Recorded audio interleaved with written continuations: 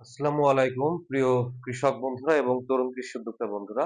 আমি কৃষিবিদ S M Fazle রাব্বি, সবাইকে জানাচ্ছি অনেক অনেক সালাম এবং শুভেচ্ছা। প্রিয় বন্ধুরা, আমরা যারা পেঁপে চাষ করি তাদের জন্য আজকের ভিডিওটি খুবই গুরুত্বপূর্ণ। পেঁপে একটি অত্যন্ত গুরুত্বপূর্ণ সবজি ফসল। এই পেঁপে বাণিজ্যিকভাবে চাষ করে আমরা সারা বছর ব্যাপী অনেক অর্থ উপার্জন করতে পারি। সেই পেঁপে গাছের একটি মেজর প্রবলেম হচ্ছে যে ফুল ঝরা। এই ফুল ঝরার কারণে কিন্তু আমাদের পেঁপের ফলন অনেক সময় অনেক কমে যায়। তো এই ফুল ঝরা রোধ করার জন্য আমরা কি করতে পারি? সেই ক্ষেত্রে পেঁপে গাছে ফুল আসলে কিছু কাজ হাতে নিতে হবে, যাতে করে এই ফুলগুলো আর ঝরে না যায় এবং আমরা অধিক পরিমাণ ফলন পেতে পারি। ফল আটকা থেকে ফুল আটকে থাকে। সেই কারণে আমাদের কি কি বিষয় খেয়াল রাখতে হবে? প্রথমে এই ফুল ঝরার কারণটা আমাদের জানতে হবে, যে কি কারণে ফুল ঝরে যেতে পারে। মূলত মুখ্য কারণ হচ্ছে, একটি হলো পোকার আক্রমণের কারণে হতে পারে।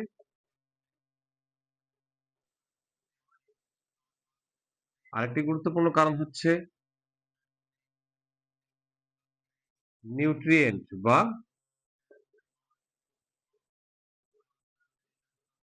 পুষ্টির ভারসাম্যহীনতা।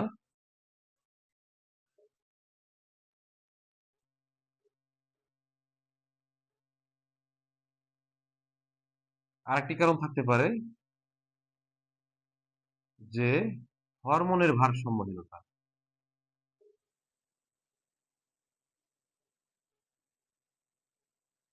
এই ৩ টা কারণ কিন্তু মোটামুটি বেশ গুরুত্বপূর্ণ।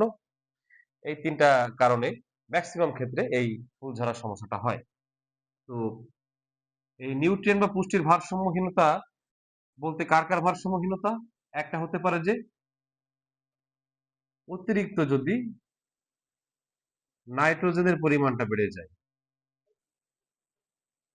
অতিরিক্ত নাইট্রোজেনের পরিমাণটা কখন বেড়ে যায়? যখন আমরা ইউরিয়াটা বেশি প্রয়োগ করি। এই ইউরিয়া প্রয়োগ যদি বেশি হয়ে যায় তাহলে সেই ক্ষেত্রে কিন্তু নাইট্রোজেনের মাত্রা অনেক বেশি বেড়ে যায়। এই যদি পেঁপে গাছে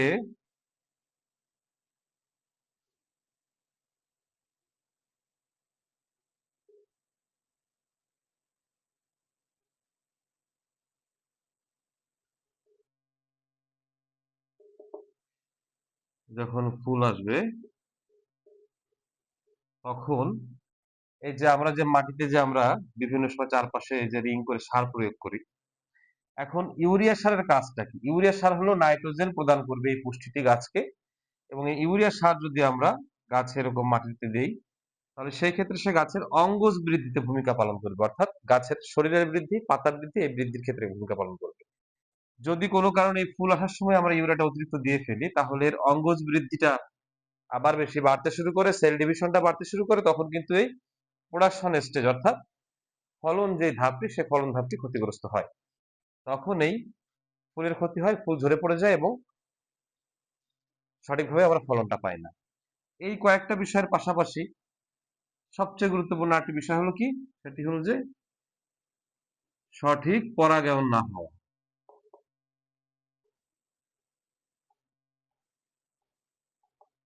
মৌমাছির অভাব হলে বা যে কীটপতঙ্গগুলো পরাগায়নে ভূমিকা রাখে, সেই ধরনের কীটপতঙ্গের যদি অভাব পড়ে, তখন কিন্তু পেঁপে গাছের ফুলের পরাগায়ন সঠিকভাবে হয় না। তখন কিন্তু এই ধরনের ফুল ঝরার সমস্যা দেখা দিতে পারে।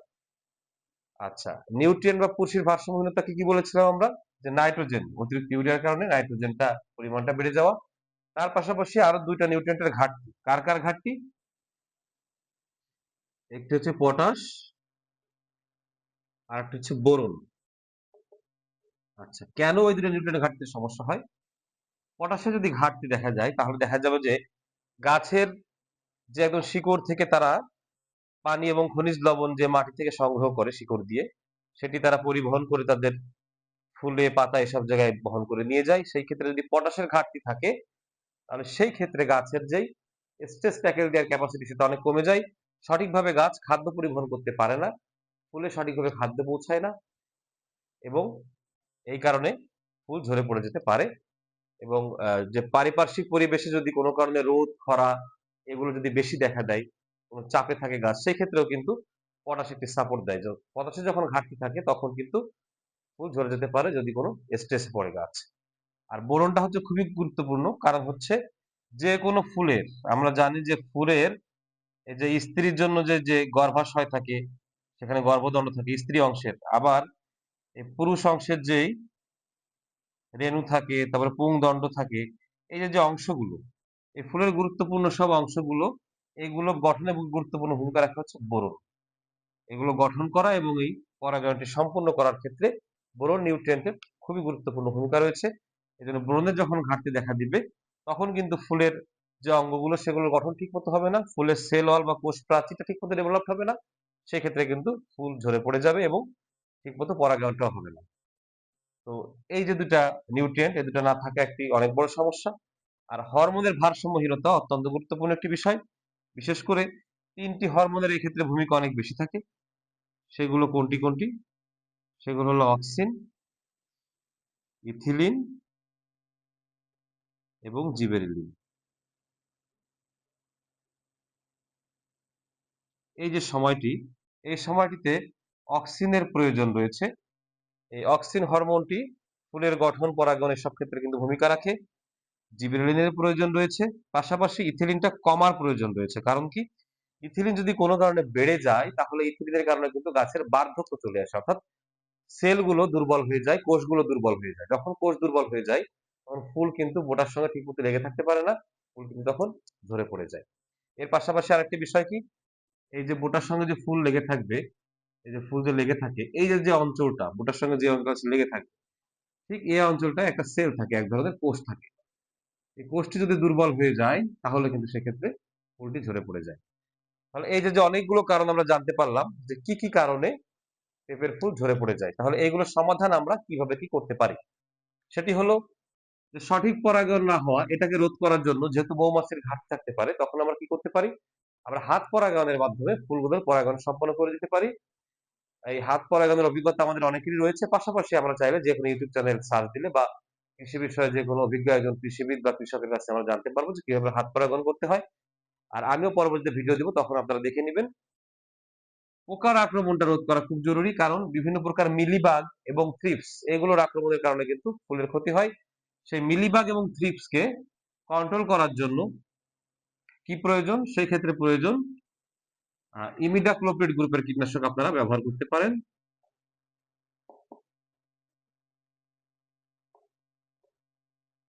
এই ইমিডাক্লোপিড গ্রুপের কীটনাশক 0.5 গ্রাম পার লিটার, অথবা আপনারা এই মাছি পোকা বা মিলিবাগ দমন করার জন্য যে আরো অন্যান্য গ্রুপের বিভিন্ন কীটনাশক রয়েছে, সেগুলো আপনারা ব্যবহার করতে পারবেন। আচ্ছা, এবার নিউট্রিয়েন্ট বা পুষ্টির ভারসাম্যহীনতা ঠিক করতে কি করতে হয়? প্রথমত, ফুল আসার আগে যখন আমরা একবার সার দেই গাছে, তখন কোনোভাবে ইউরিয়াটা দেওয়া যাবে না। ইউরিয়াটাকে সম্পূর্ণ অ্যাভয়েড করতে হবে। সে সময় আমাদের কি সার দিতে হবে? আমাদের এমওপি বা পটাশ সারটা দেওয়া জরুরি। সেই ক্ষেত্রে আমরা গাছ প্রতি, অর্থাৎ প্রতি গাছে 15 থেকে 20 গ্রাম আমরা এমপি সার বলি বা লাল সার বলি, এই সারটা যে গাছের চারপাশে যে যেই রিং করি আমরা, 2 থেকে 2, সাধারণত 2 ফুট দূরত্ব থেকে এটা দিলে ভালো হয়। এই গাছের এরকম 2 ফুট দূরত্বে আমরা রিং করে তখন হচ্ছে আমরা এই এমপি বা লাল সার সেটি আমরা দিয়ে দিতে পারি ফুল আসার আগে। আচ্ছা, এবার আমরা কি করব? এই যে যেই পটাশ এবং বোরন, এটিকে আমরা আরেকটা ব্যবহার আছে এর আমাদের। যখন গাছে ফুল আসবে, ফুল আসার পরে এই পটাশ এবং বোরন আমাদেরকে স্প্রে করতে হবে। কতটুকু আমরা স্প্রে করব? সেজন্য আমরা কি কি স্প্রে করতে পারি? আমরা পটাশের জন্য আমরা স্প্রে করতে পারি কুইক পটাশ বা ফাস্ট পটাশ, অর্থাৎ যেই পটাশগুলো দোকানে আমরা স্প্রে করার জন্য পাই। কুইক পটাশ অথবা ফাস্ট পটাশ, র‍্যাপিড পটাশ, বিভিন্ন নামে এগুলো পাওয়া যায়। সেটি আমরা দিব 2 থেকে 3 গ্রাম পার লিটার। তার সাথে আমাদের সলুবর বোরন দিতে হবে। এই সলুবর বোরন আমরা দিব 1.5 গ্রাম পার লিটার। আচ্ছা, এই দুইটা নিউট্রিয়েন্ট যখন আমরা স্প্রে করব, আমাদের মোটামুটি তখন নিউট্রিয়েন্টের ইমব্যালেন্সটা ঠিক হয়ে যাবে। এবং এর পাশাপাশি কি করতে হবে? আমাদের হরমোনের ইমব্যালেন্সটা আমাদের ঠিক করতে গেলে আমরা বলেছি যে অক্সিন, ইথিলিন এবং জিবেরেলিন হরমোনের যে বিষয়টা, সেই ইমব্যালেন্সটা ঠিক রাখতে হবে। অক্সিনের উৎপাদনটা আমাদের বাড়াতে হবে। সেই ক্ষেত্রে আমরা কি করতে পারি? সেই ক্ষেত্রে আমরা কি পিজিআর ব্যবহার করব, এবং সেটি কোন পিজিআর? যে কোনো পিজিআর ব্যবহার করলে কিন্তু হবে না, আমাদের ন্যাপথলিক অ্যাসিটিক অ্যাসিড অর্থাৎ NaA, ন্যাপথলিক অ্যাসিটিক অ্যাসিড। এখন এই ন্যাপথলিক অ্যাসিটিক অ্যাসিড আছে কোন পিজিআরে, আমরা কোনটা ব্যবহার করতে পারি? আমি একটি পিজিআর আপনাদের নাম বলে দিচ্ছি, সেটি হলো প্লানোফিক্স। এই প্লানোফিক্স পিজিআরটিতে কিন্তু ন্যাপথলিক অ্যাসিটিক অ্যাসিড রয়েছে। এই প্লানোফিক্স পিজিআরটি আপনারা 1 থেকে 1.5 মিলি পার লিটার এই মাত্রায় আপনারা ব্যবহার করতে পারেন। তাহলে আমরা কি কি জিনিস স্প্রে করতে পারবো? প্লানোফিক্স পিজিআরটা 1 থেকে 1.5 মিলি পার লিটার, কুইক পটাশ বা ফাস্ট পটাশ বা র্যাপিড পটাশ যে কোনো একটি 2 থেকে 3 গ্রাম পার লিটার, এবং সলফার বোরন 1.5 গ্রাম পার লিটার। এই যে তিনটা জিনিস, 1, 2, 3, এই তিনটা জিনিস আমরা আমাদের পেঁপে গাছে ফুল আসলে স্প্রে করে দিব। এবং এই স্প্রেটি আমাদের কয়দিন পর পর করতে হবে? 15 দিন পর আবার স্প্রে করতে হবে। 15 দিন পর দ্বিতীয়বার স্প্রে করতে হবে এটি আমাদের। এই একই স্প্রে, তিনটা জিনিসের একই স্প্রে, প্রথমবার স্প্রে করার 15 দিন পর আবার দ্বিতীয়বার আমরা স্প্রে করব। তাহলে ইনশাল্লাহ সেই ক্ষেত্রে আমাদের পেঁপে গাছে ফুল ঝরা রোধ হবে এবং আমরা কিন্তু খুব ভালো ফলন পাবো। এবং আপনারা খেয়াল রাখবেন যে এই সেম স্প্রেটাই পেঁপে গাছে যখন ফল আসবে, ফল যখন গুটি হবে, অর্থাৎ আমরা তো প্রথমবার স্প্রে করার 15 দিন পর দ্বিতীয়বার স্প্রে করলাম, এরপরে আবার যখন ফল যখন গুটি অবস্থায় থাকবে, এই ফল গুটি অবস্থায় তৃতীয়বার স্প্রে করতে হবে। একই জিনিস, একই মাত্রায়। এই যে তিনটা জিনিসের কথা বললাম, এই জিনিসটাই 3 বার, অর্থাৎ প্রথমে একবার ফুল আসলে পরে, 15 দিন পরে আবার দ্বিতীয়বার, ফল যখন গুটি আসবে ওই গুটি থাকা অবস্থায় আর একবার তৃতীয়বার আপনারা স্প্রে করবেন। এই কাজটা আপনাদের করতে হবে। এবং এর পরবর্তীতে যখন ফল যখন বড় হওয়া শুরু করবে, এই ফল বড় হওয়ার সময় আপনারা আবার কি করবেন? যে ফল যখন বড় হবে,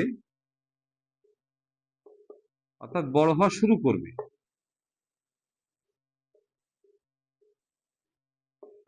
ঠিক সেই সময় আপনাদেরকে এই কুইক পটাশ, এটি 2 গ্রাম পার লিটার,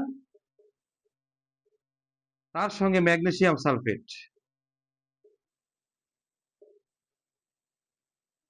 আপনারা ম্যাগমা নামে অনেকে এটাকে চেনেন বাজারে, ম্যাগমা নামে আমি বললে আপনারা সহজে চিনতে পারবেন। ম্যাগনা নামে অনেকে চেনেন, এটা সিনজেন্টা কোম্পানির ম্যাগমা নামে এই ম্যাগনেসিয়াম সালফেটটি বের করে থাকে। সেটি আপনারা 2 থেকে 3 গ্রাম পার লিটার। এই তখন এই দুটা কম্বিনেশন, অর্থাৎ কুইক পটাশ এবং ম্যাগনেসিয়াম সালফেট, অর্থাৎ ফল যখন বড় হওয়া শুরু হবে তখন আপনারা এটা মিশিয়ে স্প্রে করলে কি হবে? ফলের আকৃতি অনেক বড় হবে এবং আপনারা মানে ভালো মানের ফল পাবেন, এবং ফল কিন্তু যদি আপনারা পাকাতে চান পাবে, সেই ক্ষেত্রে কিন্তু ফলটি ভালো মিষ্টি হবে। তো প্রিয় বন্ধুরা, আমি মোটামুটি চেষ্টা করলাম সংক্ষিপ্ত সময়ের মধ্যে আপনাদেরকে বোঝানোর জন্য যে কি কি কারণে পেঁপে গাছের ফুল ঝরে যায় এবং কি কি ব্যবস্থা আমরা নিলে সেই ফুল ঝরা আমরা রোধ করতে পারবো এবং আমরা অধিক পরিমাণ ফলন এখান থেকে উৎপাদন করতে পারবো। প্রিয় বন্ধুরা, পেঁপে কিন্তু অত্যন্ত লাভজনক একটি ফসল। যদি আপনি সঠিক জমি নির্বাচন করে, অর্থাৎ উঁচু জমি নির্বাচন করতে হয় পেঁপের ক্ষেত্রে, যাদের আপনাদের উঁচু জমি রয়েছে তারা যদি আপনারা পেঁপেকে সবজি ফসল হিসেবে চাষ করেন, সারা বছর আপনারা কিন্তু প্রতি বিঘা জমি থেকে লক্ষ লক্ষ টাকা ইনকাম করতে পারবেন পেঁপেকে সবজি হিসাবে বিক্রি করে। সেই ক্ষেত্রে আমি আপনাদেরকে বলবো, আপনারা যদি উন্নত মানের এবং অত্যন্ত ভালো জাতের পেঁপে গাছের বীজ চান বা চারা চান, তাহলে আপনারা আমার সঙ্গে যোগাযোগ করতে পারেন। আমার সঙ্গে যোগাযোগ করার মোবাইল নাম্বার 01717005357, নাম্বারটি আমি লিখে দিলাম এবং ভিডিও ডেসক্রিপশন বক্সে নাম্বারটি দেওয়া থাকবে। আমি আবারও দেখাচ্ছি 01717005357।